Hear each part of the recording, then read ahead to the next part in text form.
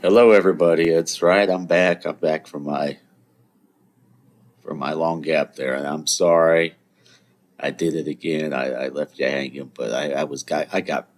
What happened was is that I left and I went on a little vacation, a little long weekend in New York City about a month ago, and I got back and I wanted to talk about it, but I knew it was going to be it was going to be an intensive show, so I kept.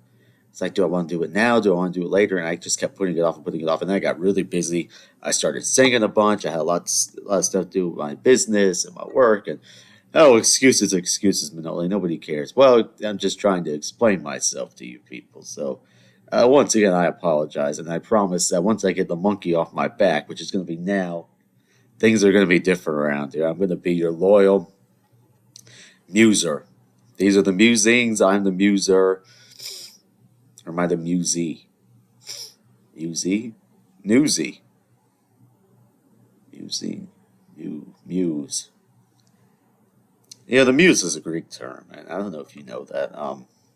Basically, the Greeks invented everything, and I don't think that's a unpopular opinion. All the good things, at least. We invented the Olympics, of math, and theater, and what else? What else did we invent?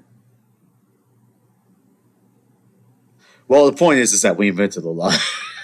Philosophy.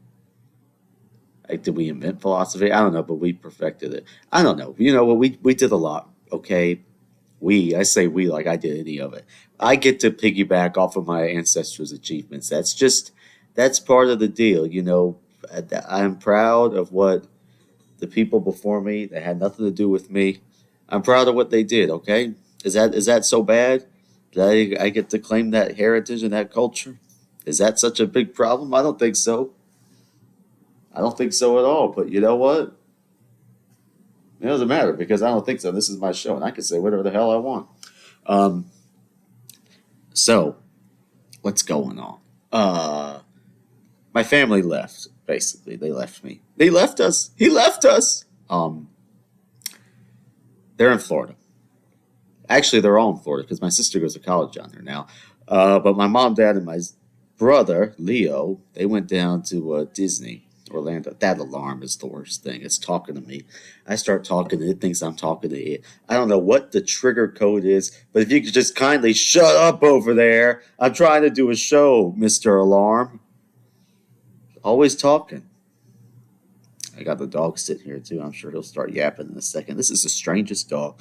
He's either 100% full on running around barking like a crazed animal. I started what I did was he has this red blanket and I started being the matador. Whenever he gets upset and he goes after the blanket, I whip it around where he can't get to it. And it's like bullfighting. I'm basically a bullfighter now, but instead of a bull with horns, it's a 11-pound multi-poop. But you know what? I think I think it's the spirit that counts. But he's either going full blown crazy off the walls, or he's sitting here looking depressed. I don't know what the deal is with him. He curls up in a ball and just sits there. Sometimes he sleeps, sometimes he just sits there and stares. I don't know what he's thinking.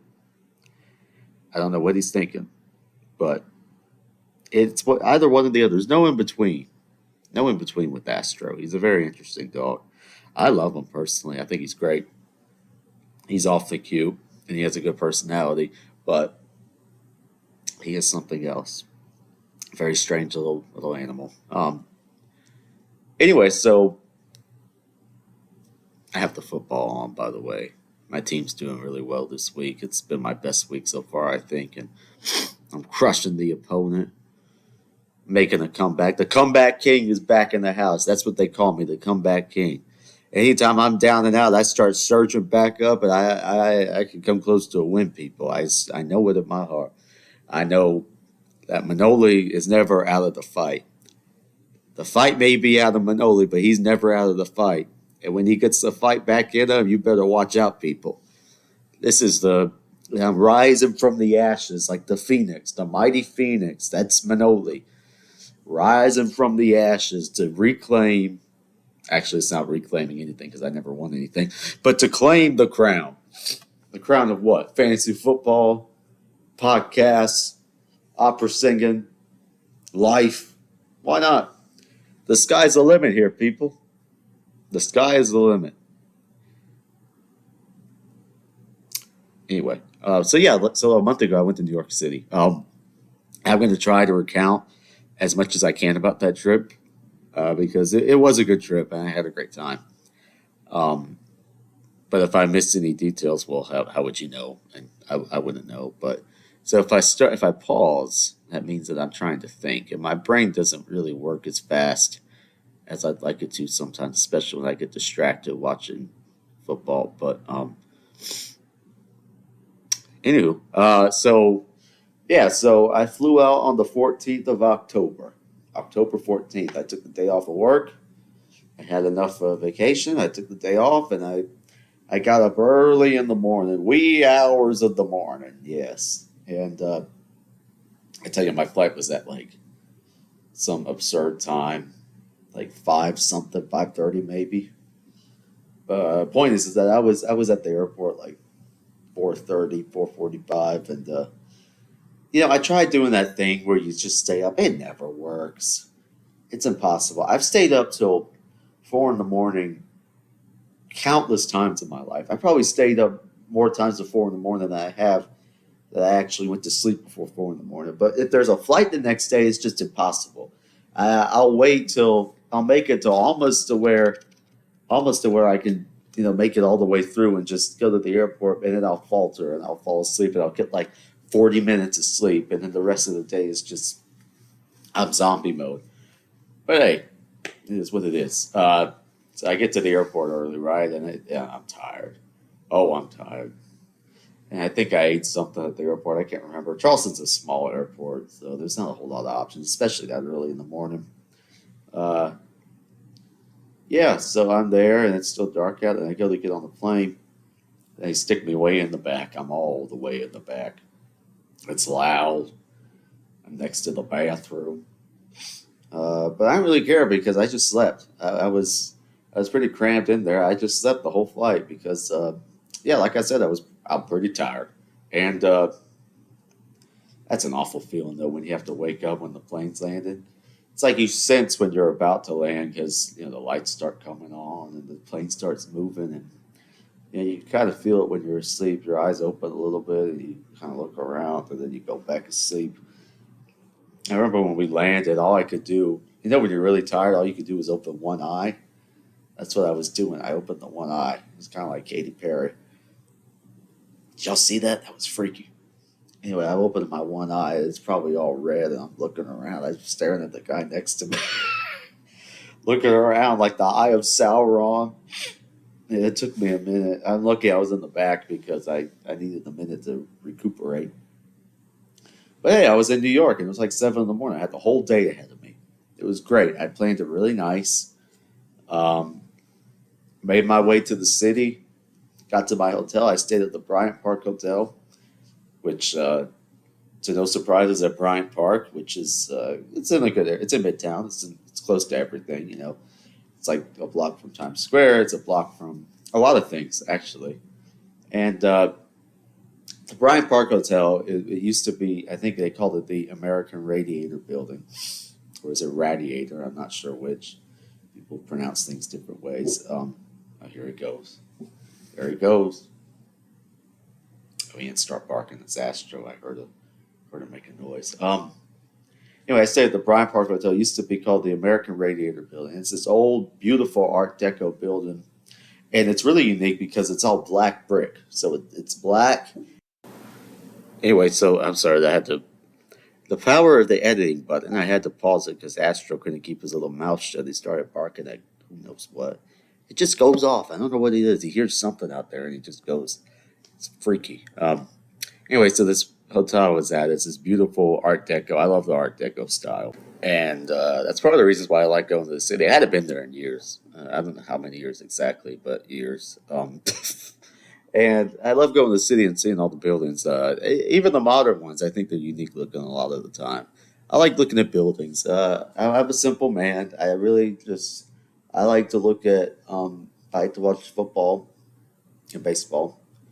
and I like to enjoy the occasional beverage, and I like to look at buildings. Is that such a bad thing? And I enjoy music. Is that too much to ask?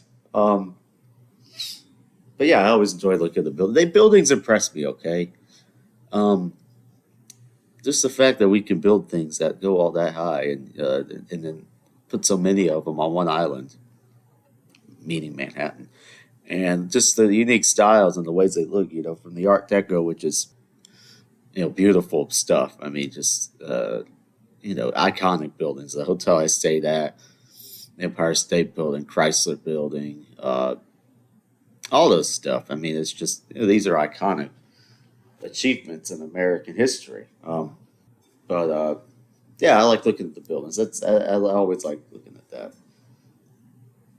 So yeah, the buildings impress me. I think it's nice that we actually like to go up for once. Everything else just goes down. Everything else is on the decline, but we're still going up in the building department. So I enjoy that. Um, yeah, make me feel like we're doing something good here. Anyway, so the hotel I'm staying at is beautiful. And it's in a great location. It has a beautiful surrounding area. The park is nice. The room was a little smallish, I have to say. And not, it wasn't that it was small. Small is fine. You're in New York City, you expect small. There's no lighting. It was very poorly lit. I couldn't see anything. I felt like I was staying in a cave, and it had a window right there. But the window, I couldn't figure out how to close the. They had like a curtain, and they had the blinds, right? I couldn't figure out where the blinds were, so I had this thick curtain, and I could just see through it. I'm like, well, I have no privacy here. People are just gonna be watching me the whole time. And I figured out that there's actually a blind because I'm just an idiot. Um, I had like an indoor basketball court across the way from me. It was very odd. It was very odd. But yeah, it was just the room was okay. You were there for the location, and it was a cool building to stay in. I like all that old stuff. I'm an old kind of guy. Yeah, so I checked into the hotel, and they were very. Of course, the room wasn't ready, and I expected it to be. It was like 7:30 in the morning.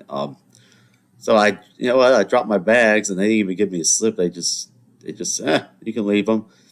I dropped my bags. I checked in, and then I hit the road. I just started walking. I started walking and walking and walking, and I walked a lot. It was very nice, actually. Barely anybody on the streets. It was. Oh, he's growling. Um, there was very few people on the streets. Not very few, but just for New York, especially because I walked through Times Square. So I started at Bryant Park, walked to Times Square, walked through, and I walked up. I kept going, and I walked down Broadway, or is it up Broadway? I'm not sure which way I was going. And yeah, so I kept walking, and I walked past. I walked all the way to Columbus Circle, and they have a mall there. And I walked through the mall. At that point, I wanted to take a rest. I mean, I walked like a mile, or maybe it's a mile and a half. I'm not sure. Point is, I had done some walking. Okay, and yeah, so I went into the little mall. The shops were just starting to open up. I didn't buy anything. I didn't buy a single thing the whole trip except for my food, and I saw some shows, which I'll get to. But yeah, it's a nice little mall there that they have. Good shops. They had a little breakfast place open on one of the floors, so I took a rest there. I had a little double espresso action. I love a good double espresso. When you're in a hurry and you're on the road, just double espresso. You sit down, you order, it takes 5 minutes, and then you're on your way. So I had it, and I walked around a little more. I walked down to the Met Opera, the Lincoln Center. I got lost. Because I overshot when I was walking down. I was walking on Broadway, and you have to go down. You make a left, you go down to get to Lincoln Center. I overshot, and I got lost in the bowels there, in the parking garage where the stage door was, and I was just lost. And I had no idea how to get out. Finally, I figured it out. After 5 minutes of wandering around, I probably could have walked on stage to the Met at that point because it was so early.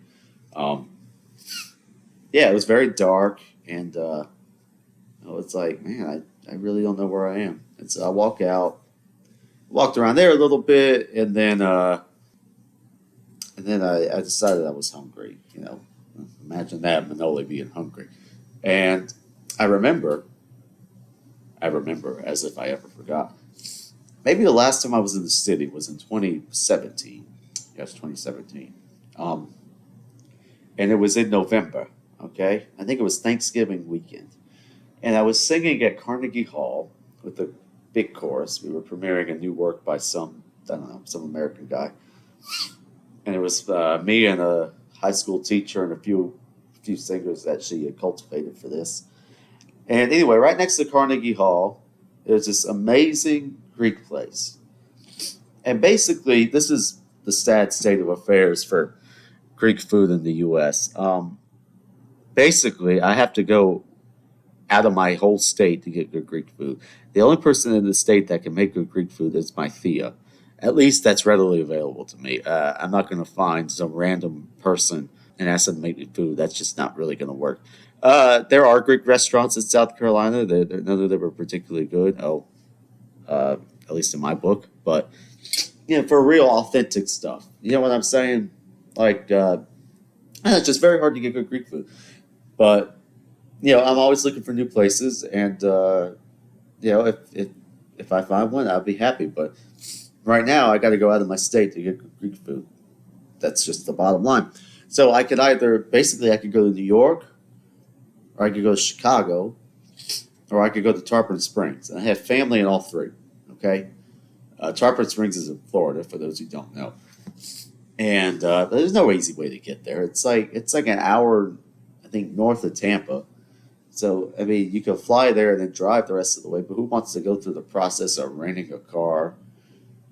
I mean, that's just a big pain in the ass. Or you could drive the whole way, and it's like 9 hours. So, it's really no winning there. I love going there whenever I do go. I haven't been in years. I'd like to go back, see my family there. But I'm just saying it's not.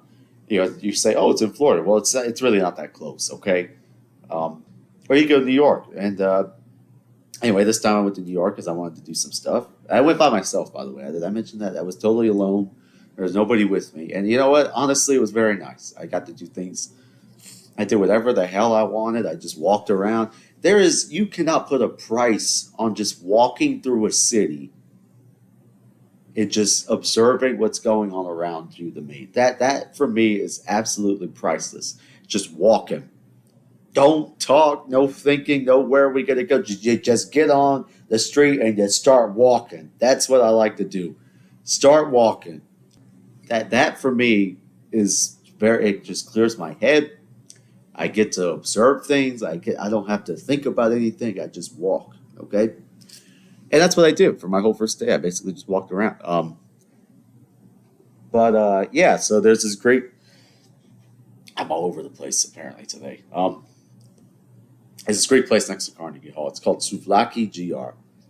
Now, basically, when you go to a Greek restaurant, you're gonna get one of two things. At least in the States, it's gonna be a place like this: souvlaki, gyro, some meze, the appetizers that we like, casual thing, whatever. Or you're gonna end up at some estatorio or taverna, and as they call them here in the States, it's going to be like very expensive. So it's basically two varieties of Greek restaurants in the United States: the casual places, and then the places that try to be real fancy, and like Milos. You ever been to Milos? It's very expensive. It's good food, very expensive. This is a lunch. I go to the Souvlaki GR. Okay, this place is great. You go in. It's all Greeks working there. It looks like their little slogan is "It's a little slice of Mykonos in Manhattan," and it really does. It looks just like a little Greek taverna or osteria. And I go in there, and I got there early, right? And I'm waiting. I'm like, "What time do y'all open?" They're like, "Oh, we open in a half hour." I'm like, "Okay, I'll come back," because I was really looking forward to this. I was already there. I'm not going to just. But my phone was starting. My phone is old. Okay, it's like 5 years old, and everyone's gonna be like, "Oh, I've had my phone for 8 years. I had my phone for 22 years." And it's like I don't care that 5 years is old for a phone. The battery is not great on it. Okay, it doesn't last that long. So was telling my father this. He's like, you got to get yourself a juice pack, and I'm like, that's right. Why didn't you even think about that? I didn't even think about it. So I said, oh, that's fine. I'll just. I said, well, this is good. I'll just go get the juice pack. I'll come back. I go to the Dwayne Reed. I go to the Walgreens. I go to another Walgreens. I go to the electronics section. I go to the battery section. I go everywhere. There's not one damn battery pack, juice pack in the whole city. I couldn't believe it. I'm like, what is going on? I realized that Dwayne Reed and Walgreens are the same thing there, but I'm just, you understand my point, okay? I went to 3 different places. None of them had a battery pack. I was like, this is unbelievable. I'm like, I'm ready to buy something. And they're like, we'll go to the Best Buy down the street. And some guy's like, oh, you can't go there. I'm like, well, why not? He's like, they flooded. The whole place is shut down. I'm like, oh, that's awful. Colorful characters. Eventually, I did find a place that had a juice pack, and I made good use of it. Except it was huge, and I had to find creative ways to lug it around. But, it's my own fault. But anyway, so I finally get this juice pack, and I go back to Souvlaki GR, and I must have ate a metric ton. I'm telling you. I had tarama. Now, tarama salata is a Greek caviar. It's not fancy. It's a spread. It's pink usually, almost always pink, and it's very good. It's light. It's a fish roast spread. You put it on pita bread. They had really nice pita there. Great tarama. Highly recommend it. If you have never had tarama, go get it. And that's Tarama, tarama, or tarama salata, and you can figure that out for yourself. But I hadn't had that in so long, and I'm telling you, they really hit the spot. It was very good. There was a lot of it, so but I ate it all. I was paying for it, so I may as well. It's hard to get, but at least in the States. And then I had, of course, I had souvlaki. The place is called Souvlaki GR. I couldn't not have souvlaki, so I think I did 2 pork and 1 chicken, and that came with a ton of pita bread as well. And I tried some of the Greek fries. They were very good as well. The place is fantastic, okay? If you're ever in the city, it's in a good location, go there for lunch, just have a good time. They have Greek beer, they have Greek everything. Everyone there was super nice. I was speaking Greek to them as best as I could. My Greek is not phenomenal, but she gave me a shot of mastika, which comes from the island of Chios, and I was very appreciative of that. And Solarm is talking to me again. When she found out that my family was from Chios, it was very nice of them. Very nice people that worked there. Very good food. I had a frappe on my way out. It was fantastic. Souvlaki GR is a 10 out of 10 in my book. I highly recommend you go there. So I go there, and I make my way back. Okay, so I'm walking back, walking, and wait, which way did I go? I think I went down 5th. Yeah, I went up. And I went down 5th, and I saw, I saw Rockefeller Center. I saw all that stuff, all the stuff you want to see on 5th Avenue. And I'll have more to say about that in a later segment. Anyway, so I get to the hotel, and finally my room's ready. I'm like, oh, thank God. So I went in, and I took a little nap. And by that time, I got up, and I got ready. It was time for me to get ready to go to see the show that I wanted to see, which is a big reason why I went up there. It was Idomeneo at the Metropolitan Opera. Idomeneo by Mozart. Some say his first masterpiece. I think Mitridate is a masterpiece, but some say that Idomeneo is the first masterpiece, which it is definitely a masterpiece. So, fair assessment.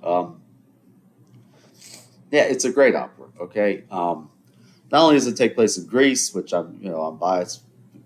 Obviously, I'm biased in that regard, but the music is first class. It's just the plot is very intriguing. It's very, very stirring emotionally. So, great show.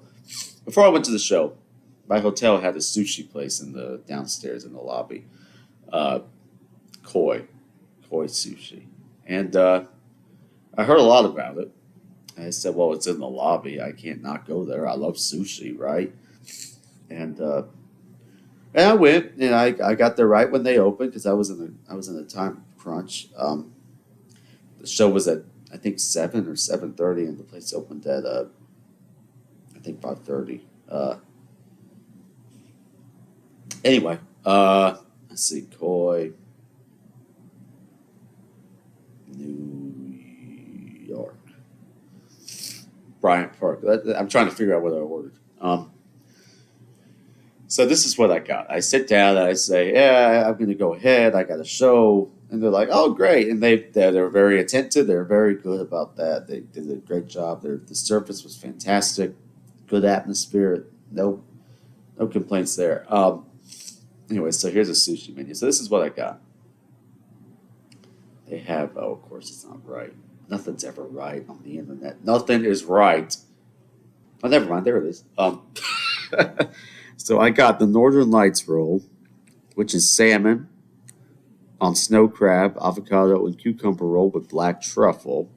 And very fancy sounding. And I think I got double tuna. Tuna sashimi on spicy tuna roll, wasabi tobiko, and wasabi aioli. Um, and let me tell you, the sushi was very good. It was a little on the overpriced side. Imagine that, New York City, something overpriced. It was a little overpriced. I mean, listen, and I asked, and I said, do you this is my dinner. I'm pretty hungry. You recommend getting one roll too? And they're like, honestly, one roll is not going to be enough. And I'm like, all right. And they were right. One roll would not have been enough. So I got two. And it was very good. The sushi is very good, but it cost me like $60. And I mean, I think the black truffle may have had something to do with that, but it just seems like a lot for normal sized sushi. Nothing really super special. I mean, it was very good sushi. It was fresh. I mean, the rolls were good. The flavor profiles were fantastic. A little overpriced. That's my assessment of that place. If you don't mind spending, by all means go. I mean, share a few rolls, whack it up, as we say. But a little overpriced, Koi, I have to say. And it was good, but it wasn't. I don't think it was worth all of that. But you live and you learn. But for what it was fine. I was in the city. I was there. I was good. I wouldn't spend money either way, so I may as well. But anyway, so I go there and I go to the show at the Met. Now the Met is a very big house. It's like 4,000 seats or something ridiculous, so maybe 3.5. I don't know. I go there and I get that. It took me forever to get there, even though I called the Uber like I don't know, like an hour before the show, and I barely made it in. And it's not that far. It's like I said, it's like a mile and a half away from the hotel, so it really shouldn't have taken that long. But go figure. Anyway, so I get there and I go in. And I'm wearing one of my suits. Not suit. I'm wearing some suit pants, and then I wore my double-breasted sport coat, which is it catches the eye. It's a statement to wear a double-breasted these days, especially a sport coat with the window panes. It's blue with window pane, peak lapel, of course, but wide lapels, double-breasted. It's a pretty good coat, I have to say. Patch pocket. Anyway, so I'm wearing that, and then I go in. I'm looking around, and interesting fashion choices there. I go and find my seat, and the show starts. And let me tell you, it's probably the best opera performance I've seen in person. Really, really good. The production is Jean Pierre Panel, uh, absolute genius of a set designer, of a director, of a costume designer, whatever you want to call him. Obviously he's passed on, but they kept this production that he did. And I'm really glad I got to see one of his productions while I still can, because everything gets replaced at some point, right? So it's Jean Pierre Panel, who I'm a great fan of. His sets, his production. It looks great. I mean, it looks like an ancient Greek city or palace or what have you. It looks very realistic. The costumes are beautiful. I mean, opera fans have probably seen clips from that performance. That's the one they did back in the, I think, 70s with Pavarotti and Frederica von Stade and some others. And yeah, but very good. Anyway, I'm sitting there and I really enjoying it. They made some cuts. They cut a few arias, which I wasn't crazy about. The ballet at the end, I knew that wasn't going to be in there. Which I mean, I love it personally. I wish that they wouldn't cut it, but I knew they weren't going to do it. But other than that, very good performance, honestly. Anyway, so I think but it was odd. They only did it with one intermission, but there's three acts, so you could have done one intermission here, end of Act One, and then another intermission. You could have made it shorter, but instead they did like one, I think 40-minute intermission. I can't really remember. I don't know. I don't remember anything anymore. But anyway, I'm in there, and I go to the bar. Okay. Now I understand. I'm in New York City. I'm understanding about the opera, and I get all of that. You don't have to tell me twice.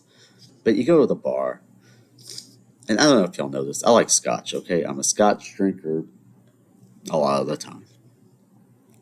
But the thing is that you go to these places, and it's like you either can get some crappy scotch, like famous grouse or something. I don't know, something awful. It's like I don't want that. Or it's like the next step up is like Macallan 18, which is like, okay, well, I would love Macallan 18. I'm not willing to spend $90 on a 2 ounce pour of scotch. It's just not going to happen. So I'm like, well, that's okay. I'll think I'll pass, especially at the Met. I mean, my goodness, it would probably be $200. But so I'm like, I'll take a Tito's. And $24. Now, I understand it's a Met, but come on, y'all. For Tito's, really? I mean, I could get a big bottle of Tito's for $25 at the liquor store. I mean, I guess their heating and air bill is really high because, I mean, they're in New York. It's a big building. It's very drafty. So I could see why they would charge that much, I suppose. But $24. Wow. Well, listen, it is a first class opera house. Anyway, so once I got my $24 Tito's, I went. You could go outside, right? So you could either stay inside or you could go out on They have a little balcony that overlooks the Lincoln Center with the fountain and all that. So I go out there. People are out there smoking. It's very funny because you think you're at the opera, singing and vocal health and all that, but no, they allow smoking. You just walk right out there. They're like, sure. You had to wear a mask inside, which is fine. I don't really mind doing it, but you wear a mask inside, then you could smoke outside. But I think they dropped the mask thing. But it's just very funny the dichotomy there. It's like it's like all right, but hey, he's saying I tie my ass. No, I'm not. It's a funny picture. Okay. It's like in there you had to wear your mask, but if you go out there, you can do whatever you want. You can smoke a cigar or a cigarette. I got a brother cigar out there, but it's just a funny image. I'm sorry, but anyway, I'm out there and people are chatting, smoking. I'm there by myself, of course, and I walk around. I'm just kind of looking around. Some very interesting fashion choices. This one guy, it's like, how pretentious could you get? Was wearing a yellow beret. I'm just like, really? I mean, wearing a beret is bad enough. I mean, come on. A beret? Really? What are you, a mime?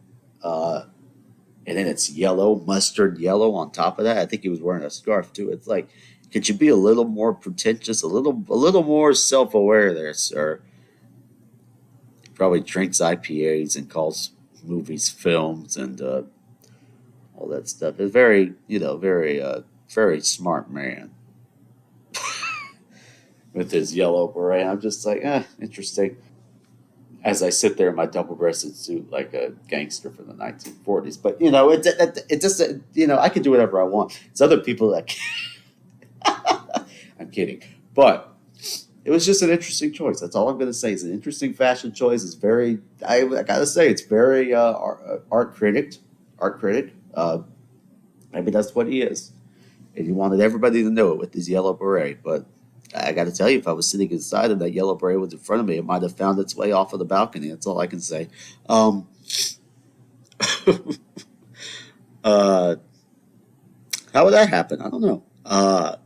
Anyway, so I stand out there and people watch and eavesdrop as I like to do. I like to do all of that, and they had a good crowd that night. They did, and I go back inside, and then by this time it's Act Three, and it basically it's over. As far as my assessment goes, like I said, I wish they wouldn't cut anything, but I also understand that it's a really long opera. It's 3 hours as it is. Yeah, the intermission in there. That's basically a 4 hour affair.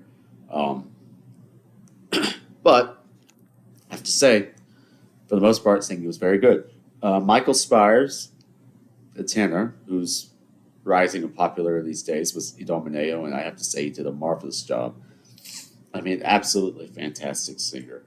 This guy gets a lot of hype, and it's absolutely deserved because he has a fantastic range, a rich voice. He has a perfect technique. I've never seen a coloratura technique on a tenor this good.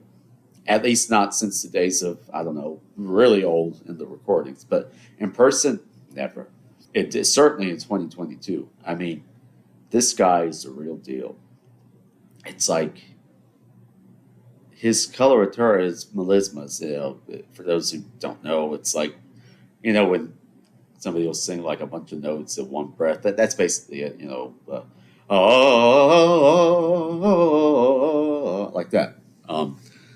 When he sang For Del Mar, which is the big showpiece aria that Domineo has. I mean, the hairs on your neck just stood up. I mean, fantastic acting, fantastic singing. He sang a high D at the end. His, like I said, his coloratura was perfect. He sang it uncut, the full version, all the runs, all the trills, everything. He hit every note. He's a great actor, great voice. And people accuse him. They say, his voice isn't that big. Well, it's big enough for the Met, and the Met is huge. And I heard him perfectly clear, and I was sitting towards the back, and he sounded fantastic to me. So definitely a tour de force performance from Michael Spires, and I look forward to seeing what he does next. I think I would consider that with most opera fans, he's probably star level now, and he definitely deserves it because he's been doing great work for decades, and his voice has stayed healthy. He hasn't pushed it, and he can still do Idomeneo, and he sings heavier roles now as well. And just a really great performance. That was worth the whole trip with seeing him. Fantastic tenor, one of the best singers today by far. Um, Other than him, I have to give kudos to her name is Ying Fang, and she performed the role of Elia, and she has a very pleasant voice. Good technique, good legato, good acting. Ying Fang, I had not heard of her before this, but I look forward to seeing what she does next. I'll be following her. I'll be watching her career because she's sang Elia, which isn't the most exciting role. I mean, it has good music, don't get me wrong, but usually the exciting prima donna role is Electra. But she sang a very good Elia, and she did a marvelous job. Great control of dynamics, loud to soft, forte to piano. Great phrasing. The audience loved her. I mean, after her aria in Act Two, I mean, they just went crazy, and it was well deserved. I mean, she was very nice voice, light, but she enforced it, and it was heard clearly. It was warm. It wasn't super bright. It was light, but without being piercing or canary-like in any way. She did a really nice job. The chorus was fantastic. They have a lot of work to do this opera. They sounded fantastic. They were loud. They had to do a lot of acting. They have to do a lot of dynamics, a lot of phrasing, and they did a fantastic job. Whoever's directing the chorus now is doing a great job with them. Um, the set was, I already talked about the set and the costumes. They're classic. They're great. You can see clearly from where I was sitting. I sat the grand tier, which is, I think, third level up, and then I sat on the front row. So I didn't have the balcony above my head, which blocks a lot of the sound, but it was The seats weren't super expensive. I mean, it was the Mets, it was a little expensive, but they weren't that bad. And I could see everything clearly. I have to crane my neck. I have to look a certain way. Because, I mean, if you sit the wrong seat at the Met, you're basically screwed. Because you could be looking straight down. You could have a pole in front of you. You could have something above your head that blocks the sound. I mean, there are a lot of ways it could go wrong. Or you could sit in the orchestra and have somebody tall in front of you, and that's just a bad luck of the draw. But if you sit at one of those levels, like right in the front, you're basically good. So it's my advice for you. Yeah, I mean, honestly, fantastic performance. I can't say enough about it. Not everything was perfect, no, but not, I mean, what is? For the most part, the singing was very good. Uh, yeah, I had a great time. I really enjoyed it. I wish that they had broadcast it on their live in HD because Michael Spires' Dominio is, I mean, it has to be recorded soon, either video or audio or whatever, but get this guy in the recording studio, make him do a whole, preferably uncut recording of this work. He really needs to, because I've never heard any Domino like that, honestly. Um, at least not since the days of old. But yeah. So afterwards, I went back to the hotel and they had a little bar at the bottom. It was a basement bar, and I went down there and I sat down there. And I figured, oh, this is great. I can just camp out here. This, it'll stay open. Maybe they'll get a late crowd in. It'll be nice. I'll get to meet some people. We close at 11:30. I'm like, are you kidding me? Really, really? In New York City, you close at 11:30. But like, well, I guess I'm stuck here. So I ordered a monkey shoulder, which is a scotch, and they bring me some sort of liquid. It's clear, and I'm like, this is not scotch. And I took a sip, and I was right. It was gin, and it was really nasty. But I was nice. I said, I'm sorry, this is not scotch. And she's like, what is that? I'm like, I don't know what it is, but it's not scotch. They're like that, yeah, that was gin. I'm like, thanks. And I went drinking. It was time to go because they closed everything down. And I just went to bed because at that point I was tired. And where was I going to go? I mean, I'm by myself in New York City. There's not so much you can do late at night, at least safely. Everyone's like, you're crazy. There's a lot you could do late at night in New York City. I'm like, I know people. I know that. But I was tired, okay? I was tired. Um, I got up the next day and I went to Cafe Un Deux Trois, which is basically on Times Square, a little French place. And I got, what did I get? I got a plate of smoked salmon, very good. And the onions, the capers, the egg, all that stuff, the creme fraiche, and I love that. That's one of my favorite things. And then I got a bowl of mussels that was the size of a freaking, I don't know, cauldron. I mean, it was huge. I had never seen so many mussels in my life, and they call out a small plate. I don't know what a big plate would have been. Would have been the size of the damn ocean. I mean, there were so many. It took me like a half hour just to eat these mussels. There were so many of them. I had mussels coming out of my ears. It was fantastic. I loved it. It was great. I mean, I'd much rather get my money's worth, especially in a place like New York City. And it came with Fritz too, which is even better. I mean, mussel Fritz is a classic thing, of course. I love it. It was like pea stew, mussels with Fritz. It really hit the spot. They had a little bread. I had the smoked salmon. It was a fantastic lunch because I had the show right after that. It was family opera. Now, I know what you're thinking. Really, I mean, you've seen Phantom how many times? I've seen it probably 10, 11, maybe even 12 times in my life in various areas. But Phantom's leaving. They announced it soon before I left. I'm like, well, crap. I better go see it before it leaves because, I mean, it's one of my favorite musicals. I think it's gorgeous. I think the score is gorgeous. The story is intriguing. I mean, I just think it's a great show. And I hadn't seen it for a long time. And I was like, well, gosh, I better go see it before it leaves. And yeah, so I did. And I went and I sat again in the balcony front row.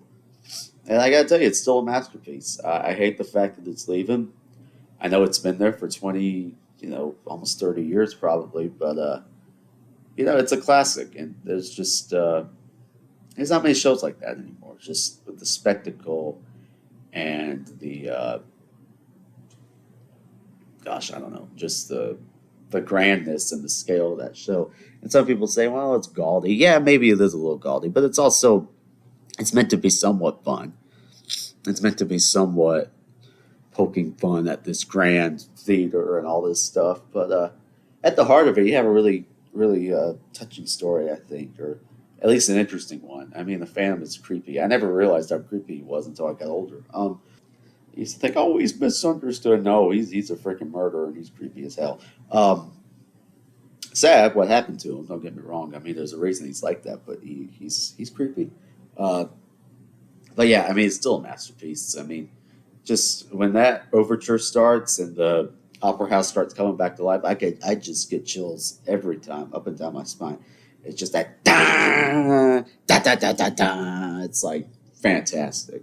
I mean, there is no moment like that in Broadway. I don't think. Just the chills that you get from that, and the just the mystery and the suspense. It just hits you like a ton of bricks. And yeah, I'm glad I got to see it one more time. It's a fantastic show, and I hope I get to go back, and I hope it comes back to Broadway.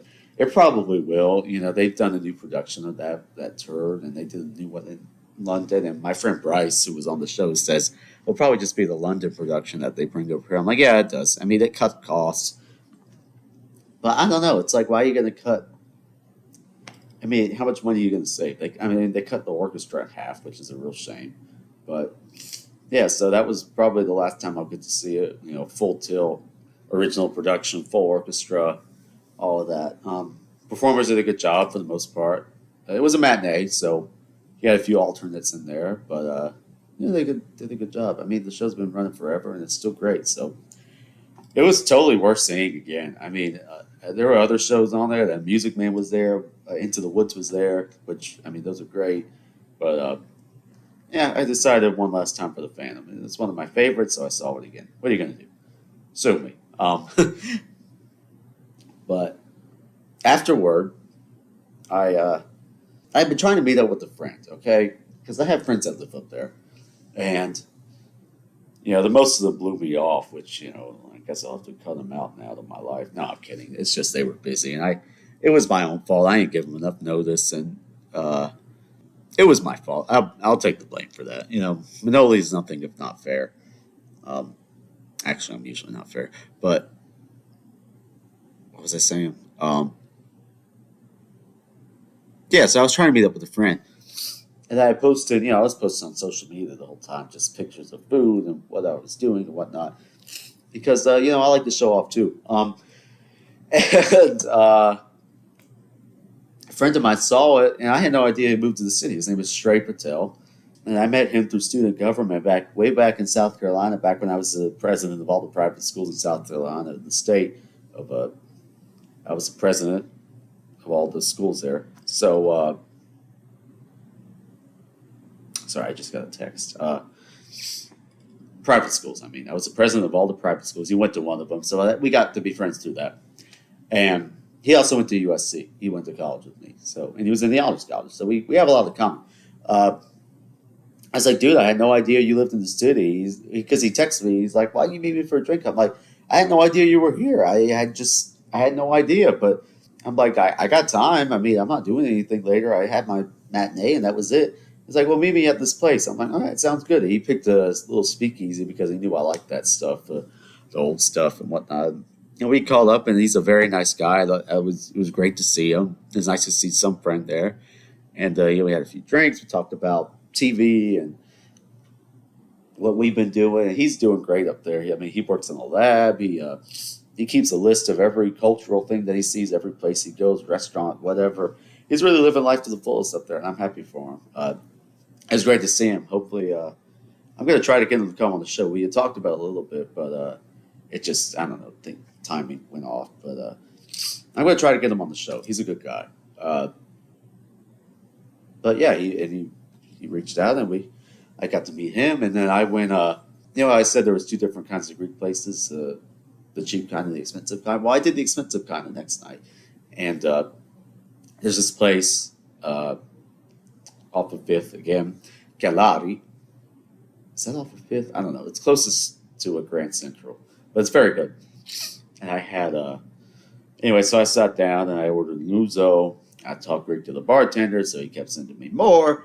And I had a huge plate of octopus. I mean, Octopus is like fantastic to me. I love octopus, and huge plate of octopus. It was delicious. Like I said, expensive, but delicious all the same. Um, and but I mean a lot of it. So I think it was meant to share, but I ate the whole damn thing. And I got a lavraki, which is a bronzino or Mediterranean sea bass, and that was I don't know probably $400. No, not quite that much, but place is expensive is my point. But you know what? I can't get good Greek food every now and then. I was in the city. I had been there forever. Screw it. I'll spend the money. I expected to spend a lot that trip, and boy, I lived up to that expectation. I'll tell you what. Honestly, the thing that got me the most were the Ubers. That's what killed me. The Ubers, because I mean, just going anywhere, and I only took four of them, but it cost me a ton of money, uh, especially going to the airport. But Kalari is fantastic. One of the best Greek places in town. Great atmosphere, great service. The food is delicious. The lafraki was fantastic. I like to get the whole fish with the head and everything. I like to eat the meat. I like to eat it all. I like to eat the cheeks. I like to eat the neck. I like to eat. I like to get my money's worth with the fish. Okay, it's a whole fish. I want the whole damn thing. Some places they say it's whole, and they give you they debone it and they cut the head off. That ain't whole. Give me the whole thing, and they do there. They do a good job. So I went there. I went back to the hotel, and I basically crashed. And the next morning, I had to fly out. It was sad. I only got like 2 nights there, but you know, it is what it is. I had to go back to work the next day, and I wanted to save some vacation time and also money because I was spending, a decent amount there. But I had basically the whole morning. So I got up early, and like I said, I started walking. And I walked down. I walked down 6th, got all the way to Central Park, and I cut across, and some breakfast place. I never even heard of it. There's a line out the door. I'm like, really? You wait in that line for that omelet? They're like, yeah. I'm like, is it that good? They're like, I don't know. I've never been. I'm like, okay, I kept walking. That kind of stuff bothers me. The whole touristy, excuse me, wait in line for God knows how long to get the same damn omelet you can get down the street. That I think is stupid. But I mean, at least for breakfast food, it's like, I mean, how good can breakfast food possibly be? It's not that filling. It's not that hard to get right. I mean, do you really have to go to a super fancy place that has a line and charge you $40 for an omelet? Excuse me, I'm going to take some water.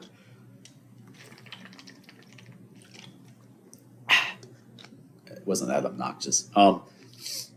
But it was right by the plaza too, and I never understood the deal with the plaza. I'm like, it was something famous or something for some reason.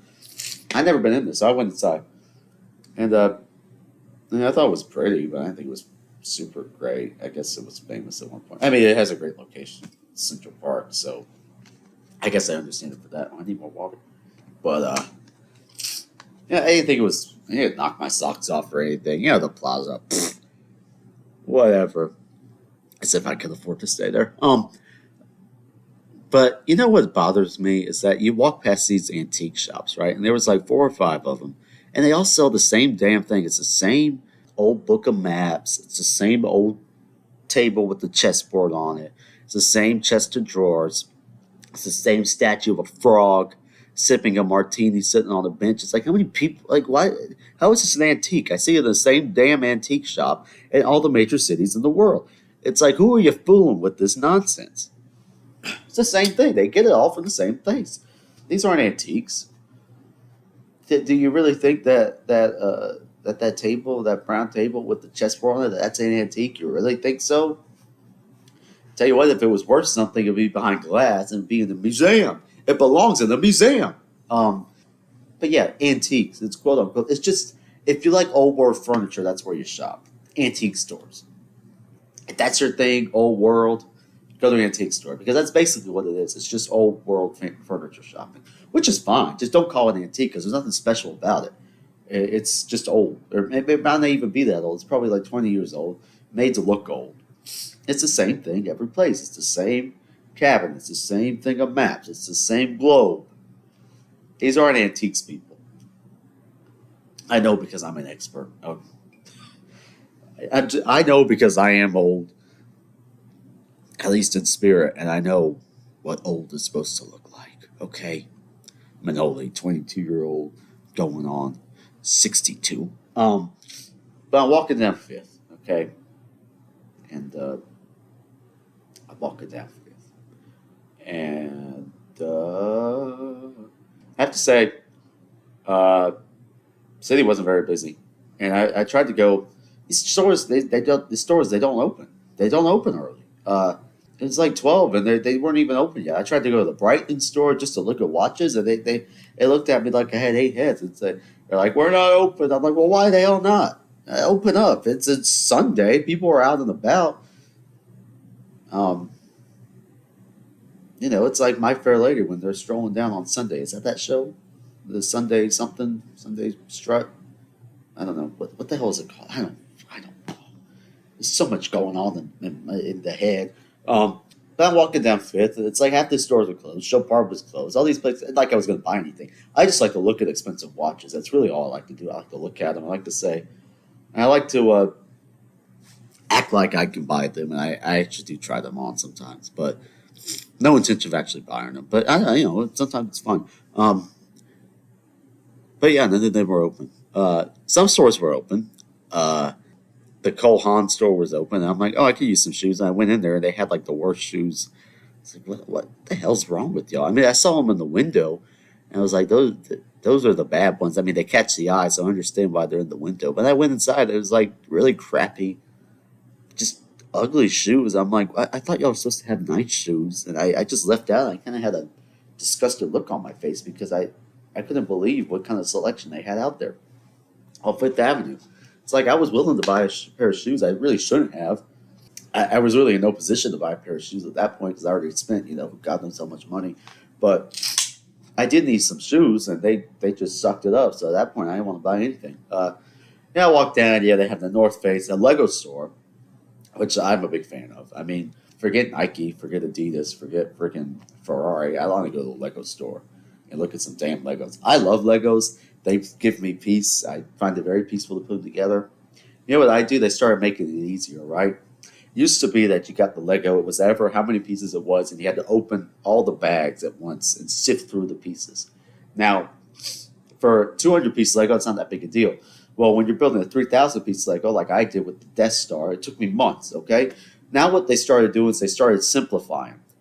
They started doing it where you got the bag and it said, open this bag first, then this bag, then this bag, then this bag, and they had numbers on it. After a while, you know what? I said, you know what? I'm not getting my money's worth of these Legos anymore because I put them together too damn fast. What I do now is I just open all the bags. It's like the olden days. I'm like, man, I wish they hadn't done that. And then the light bulb went off. It's like, well, Manoli, you could just open all the bags at once. And I'm like, that's genius. I can't believe I didn't think about that. Oh, I did. And so that's what I do now. I open all the bags, and it's like the olden days. It's like being 6 years old again, or however old I was. 8, 9, 11, 10 years old. It's like doing that again because you have all the pieces. Now I enjoy it more because it takes a longer time, and the difficulties increased. I can't talk. I cannot talk today. My goodness. But yeah, I went to the Lego store and it was fantastic. That was the best store. That's the best store on Fifth Avenue. It was the damn Lego store. There's a line out the door every time, and I could see why. Because Legos are classic. Legos are fantastic. Legos are my friend. um, it was strange though, and this is, what kind of store they had on Fifth Avenue? Dyson, like the vacuum cleaner. Um, I mean, I just don't. I don't really understand. You go to Fifth Avenue, Saks, Macy's, Gucci, Versace, Chopard, Dyson, Lego, big name of fashion, Lego, Dyson. You go to Fifth Avenue. Hey, what'd you get? I'm going down to Fifth. I'm going shopping. Oh, really? Really? Okay, that's interesting. What'd you get? I got a freaking vacuum cleaner. Really? Really? A vacuum cleaner? That's what you go to Fifth Avenue to get is a freaking vacuum cleaner? Where did they get the nerve, the gall, the unmitigated gall to open a Dyson store on Fifth Avenue? Who the hell is going to Fifth Avenue buying the damn vacuum cleaner? Psychos. That's the kind of person that would do that. It's just very odd to me. It's like your vacuum's that special. I can get a damn dirt devil and to do the same job. A Dyson, you got to have a store on Fifth Avenue. I mean, we're not exactly reinvented the wheel here. It's a thing that sucks air and dirt. Fifth Avenue. Wait, can you test drive it? Does it have a vacuum that you can ride as a car? Because that's what it would take. I know they have the fans now with no blades and all of that stuff. They make freaking vacuums, okay? They're a vacuum company. They don't need a store on Fifth Avenue. There should be no appliances on Fifth Avenue. It's like the most boring waste of space. It could have been something else. It could have been a car dealership. It could have been, I don't know, more shoes, more jackets, North Face, for God's sake. Target, I don't really care. Dyson vacuums on Fifth Avenue? I don't think so. They had a showroom like they were making Ferraris. It's not a Ferrari, it's a vacuum cleaner. You got me going there. I just think it was stupid. Like, what? Why? Like, who would do that? Who would buy something from there? It's going to be marked up because it's Fifth Avenue. Are you really going to do that to yourself? But apparently they do. Sad, real sad. Society in society where we got vacuum cleaners going for $2,000 on Fifth Avenue. I don't know who I'm. Oh my gosh, what a sack. I don't know who I'm imitating there. It's just a character that I made up. That's Manoli commenting on society. Oh, it's a sad day in the world. Sad, sad day. Sad, sad times. Old man Manoli has had it with the Dysons on Fifth Avenue and the fake antique shops and the yellow berets. I've had it. Anyway, and I kept walking. Obviously, I didn't go in there because I thought it was really stupid. So I kept walking. I went back to Un Deux Trois for brunch, and I had a croque madame, and I tell you, it was a damn good croque madame. If you don't know what the croque madame is, well, I would hope you do. But if you don't know, it's a croque monsieur, which has the bread, the ham, the bechamel, it's a bechamel. I don't know how the hell you say that. And it has the sauce and the cheese, the Gruyere. I know how to say that. And then croque madame is when you put a fried egg on top, and it was delicious. It was fantastic. It was well worth it. Because I wanted to go to Carmine's, and I love Carmine's, but they weren't open, and I had to catch a flight. And I said, well, I like Un Deux Trois. It's right within walking distance of my hotel, so I went there. And I went to two places, but you can sue me. Overall, the food was very good on the trip. The trip was great. I had a fantastic time. I got to see a friend, got to see two shows I wanted to see. Great opera performance, great Broadway performance, great food, great atmosphere. I got to walk around, which is priceless. That's priceless, just walking and looking at people and silently judging them. That's what I do. No, I love people. What are you talking about? I didn't say that out loud. Unless they're wearing a yellow beret, in which case I will say it out loud. But yeah. So then I went back and I caught the flight back and had some really bad airport food. And they had a Lego store in the airport too. And I told Leo that. I said, Leo, they have a Lego store right in the airport. He's like, oh. He's like, well, can you bring me something? I'm like, yeah, I'll bring you something. So I did. But I had a safe flight back, and I came home, and boom, that was it. And it took an hour for me to talk about this, and I think I don't need to go any further. So thanks for listening. It was a great trip. I hope you enjoyed my ranting, if I did any of that, or if I just rambled on, but it was a good time. I thoroughly enjoyed it. It was nice to go somewhere on my own, experience something like that, just do whatever the hell I wanted for a weekend in the big city, the Big Apple. Saw a lot of things. I got to see some people. I got to talk to strangers, which I find very entertaining. And that was basically it. So, I will see you next time. I'm not going to do what I did with this, is just put it off, because I do have stuff to talk about. So, I'll see you soon. Okay? Thank you.